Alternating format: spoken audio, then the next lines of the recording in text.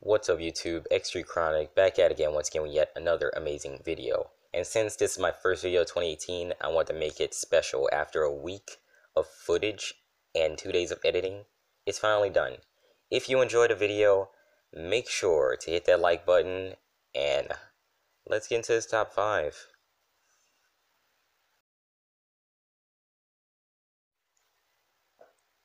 Coming in at number 5, guys, we have a deck that's extremely powerful and one that I use a lot, but not too much anymore. But that is Beast Rising. Using the trap card Rising Beast, this deck can be extremely powerful, or if it gets destroyed, the deck can be extremely weak, and that's the only reason it's really at top 5. But other than that, it's an immensely powerful deck, being that you can get monsters up to as high as 15k, which is right here, or more or less, it's up to you. As long as you constantly tribute your beast types from the field and give it to another one for attack, it works. Sadly, it does not work in vice versa. If you give up a monster that you've given more attack to a different monster, only his base attack will carry over. As in, if you have a monster with 15k and you want to tribute that one to give it to a monster with 800 attack, the monster with 800 isn't going to get a 15k bonus. He'll just get the base monster's attack. Sadly, that really doesn't limit the deck that much, but it limits the deck enough to where if you have a monster with what's it called, Mask of Despair right here, you will be stumped, as in you're going to have to increase another monster's attack repeatedly and possibly tribute the monster with Despair. Other than that, this deck was really easy to use, especially in this duel, taking advantage of my opponent's field spell, which lets me tribute my life points instead of monsters to summon a high level monster, which I didn't even know would work because he usually can be only summoned by Pyramid of Light, but I was more than happy to do it. Sadly, I couldn't attack the same turn I summoned him, but with my opponent's turn, he starts to stall a little bit, being that, I have way more attack than him on the field and he can't do much. But the part that really confuses me is the fact that he ran Red Eyes Black Dragon rather than Dark Magician or anyone else, because Red Eyes Black Dragon doesn't really have cards to destroy monsters, but Dark Magician has, I think it's something to do with Spell of Knives, I think it's called. It should be right here on the screen, and you can destroy a monster on your opponent's side of field. He ultimately ends his turn, and I get my turn, but he will do nothing but stall the entire time. I really don't get why I use Card Guard anyway, because as soon as I attack him, he's going to take the damage, and he can't really do much after that. But Card Guard is a card that constantly eludes me. I cannot get it whatsoever. I wait for my turn to actually use Rising Beast, because if I do use it, I automatically have to tribute a monster. As in, if he wipes it off the field with maybe Counter Trap or something like that, it really won't work because I still gain the attack. So that was smart on my part. Activating Rising Beast, I will tribute my Fire King and give his attack to my Sphinx, putting my attack at 4,800.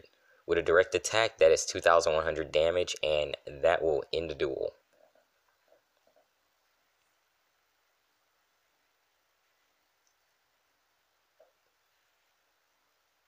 Boom. Even with wall disruption, you'll still have a lot of attack. Alright, now, coming in at number 4, we have another very powerful deck, and this is actually a veterans deck, so if you guys are old players to Duel Links, you will remember this deck and possibly remember using and winning with this deck.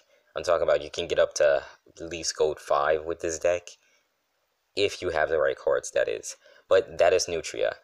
Nutria's mainly used on Seto Kaiba for his active skill, which is Beatdown, giving your monsters 300 plus attack, as long as you have a tribute monster on the field, makes this extremely strong deck.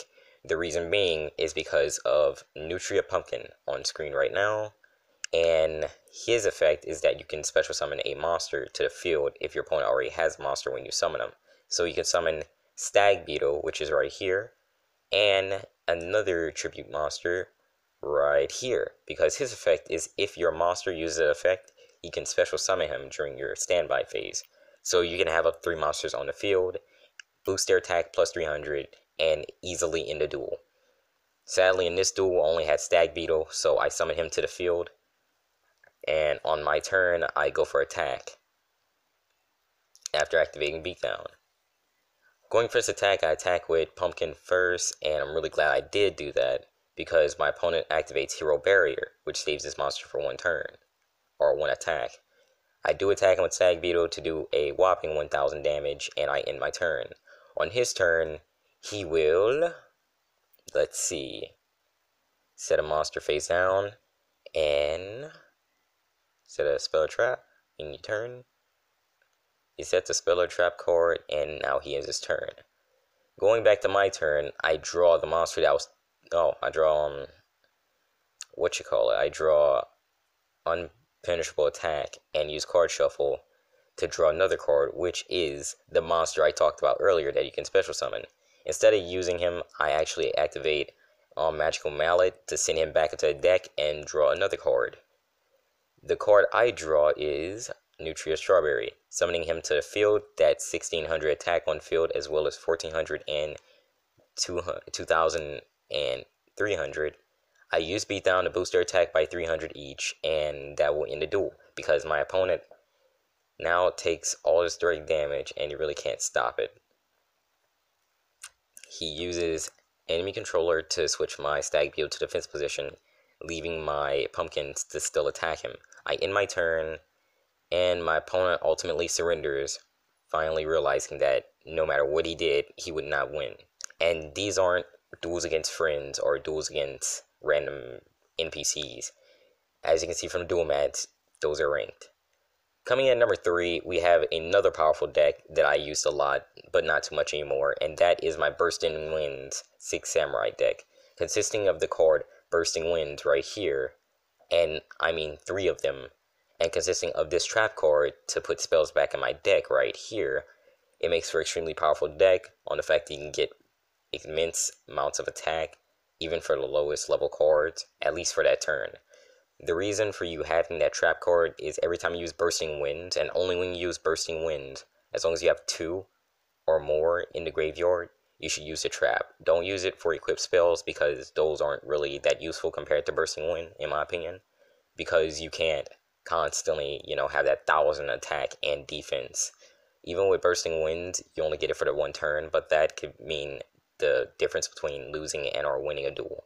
He uses half counter on Hana 6 Samurai, which is another extremely powerful card right here for this deck, because as long as I tribute either it or another tribute monster, it will automatically be able to destroy a monster on the field and still get its attack. So that's also an extremely powerful part of this deck.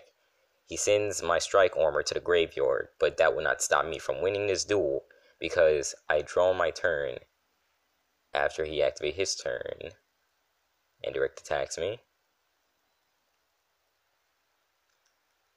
But I draw my turn another equip spell, and I have Zanji in my hand, so I summon Zanji to the field, use my equip spell to boost his attack by 700, and I should have at least 100 to 200 more than Hana 6 Samurai.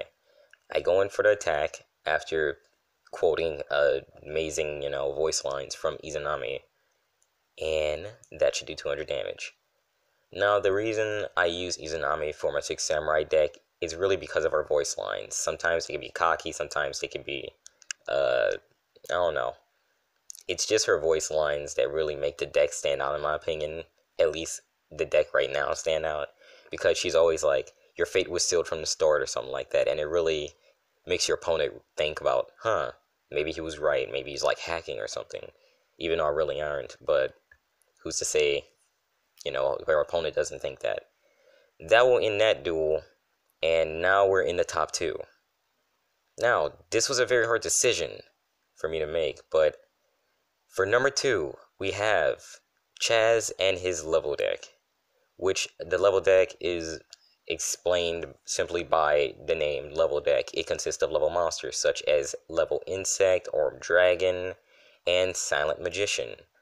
Now, with ultimate insect, which I called level insect earlier, but its effect is that with each one summon, it'll actually increase the amount of attack that your monsters on your opponent that your opponent's monsters decrease. Gosh, I really butchered that one. But with Armed Dragon, you can actually send a card from your hand and destroy a monster on your opponent's field, which is an effect I use a lot. I don't think it's once per turn. I think it's just from you summoning him. I cannot exactly remember. But this deck is really to keep your cards alive. As long as you can keep your cards alive to your next standby phase, you're going to be good. And the way I do it is by using both a trap and a spell card. The spell card is Enemy Controller, and the trap card is Unimpenetrable Attack, which is a card that I have in almost all of my decks by now. Now, this duel actually took way longer than it should have, and I actually had to take out about 1/3 of it to make this clip for this video. That way it's not too long, but still it's pretty long, sadly. But it's really because this guy playing Arcana right here, he did not know how to just surrender. I mean, he really wanted to win this duel. I mean, I understand he really did, but if I was in his shoes and saw the situation, as in the monsters on my side of the field, I would have really gave up. And if you see the turn transition, this duel should have really been over by the 4th turn, as you will see right now. Right now, it's the 6th turn. He finally gained some kind of advantage. At least he should have gained an advantage if he would attack the right card, because he used Metal Morph. But he attacks my defense position monster rather than my attack position monster to actually do some damage. I'm really glad he didn't, though, because if he did, he probably would have targeted my insect. And this turn, I get to send him to the graveyard to summon level 5, which is the one that decreases the opponent's attack by 700. Now, coming into this, I will attack him with my Silent Magician to deal a hefty amount of damage. And now I will try to go in for the finisher, but he has a trap face down called Drain Shield. If you don't know what that does, instead of me attacking him directly, it takes that attack, negates it, and I gain the life points compared to the monster that was attacking. On his turn, he ultimately surrendered as well, being that he found out that, hey, I cannot win. But it should have really been over way sooner than that. Now, coming up to our number 1 spot, this is the strongest deck out of all of these, in my opinion, and that is Gladiator Beasts. If you don't know what Gladiator Beasts are, they are special summons. Literally. You just special summon with this deck. All their effects are activated through special summons and surviving a turn, which I use Unpenetrable Attack for this deck as well. And even their field spell is apparent to how many times you special summon different monsters to gain attack times 100. It's really crazy, but it's a very powerful deck, and even if you don't have all the cards for it, it's still extremely strong, as you can see.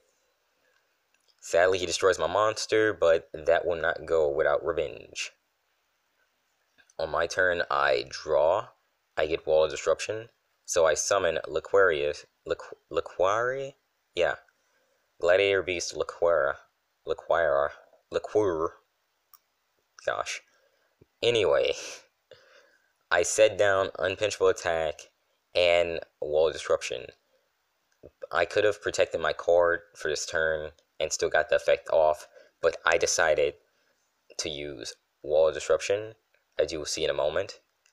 That way I can proc his effect for him surviving a turn and being attacked, and do a little bit of damage to my opponent to get it started with, finishing the duel.